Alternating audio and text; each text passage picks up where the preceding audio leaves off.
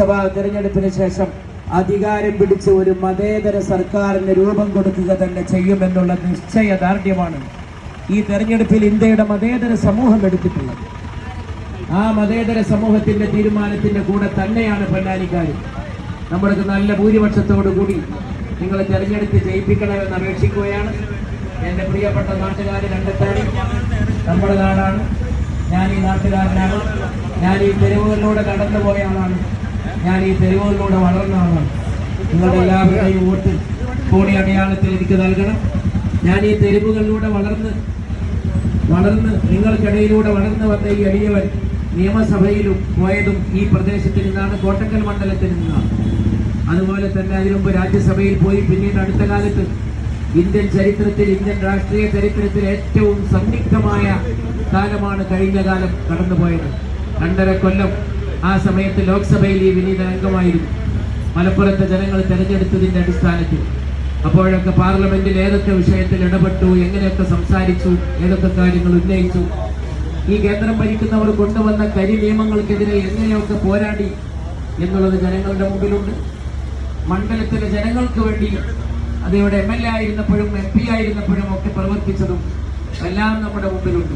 ഞാൻ ദീർഘമായിട്ട് സംസാരിക്കുന്നില്ല. ഓരോരുത്തരോട് വോട്ട് ചോദിച്ച പോലെ കണക്കാക്കണം.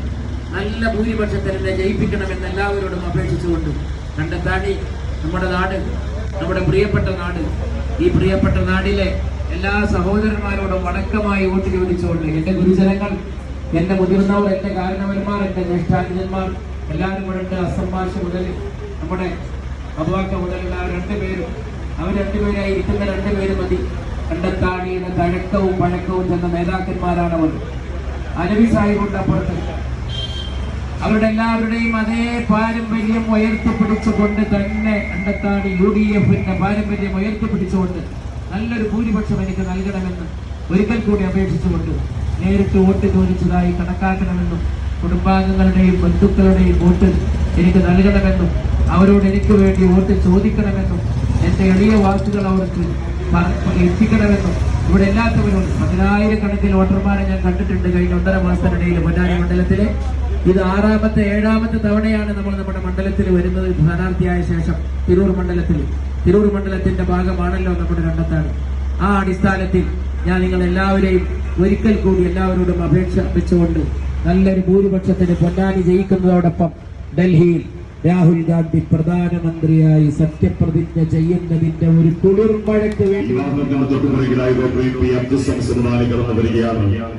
ഈ വരുന്ന 26-ാം തീയതി രാജ്യത്തിന്റെ പാർലമെന്റിലേക്ക് നടക്കാനിരിക്കുന്ന തെരഞ്ഞെടുപ്പിൽ ഐക്യജനാധിപത്യ മുന്നണിയുടെ മുന്നണി പോരാളിയായി പൊന്നാനി പാർലമെന്റ് മണ്ഡലത്തിൽ നിന്നും രാജ്യത്തിന്റെ പാർലമെന്റിലേക്ക് ജനവിധി ജനനായകൻ ഡോക്ടർ MP അബ്ദുൽ സമദ് സമദാനി അറിവിന്റെ അനന്തമായ ആകാശത്തിൽ വിരാജിക്കുമ്പോഴും സൗമ്യതയുടെയും സന്മനസ്സിന്റെയും മഹാപ്രതീകമായ മണ്ണിലുറച്ച് മാനവികത വിളംബരം ചെയ്യുന്ന നമ്മുടെ നേതാവ് ഡോക്ടർ MP അബ്ദുൽ സമദ് സമദാനി.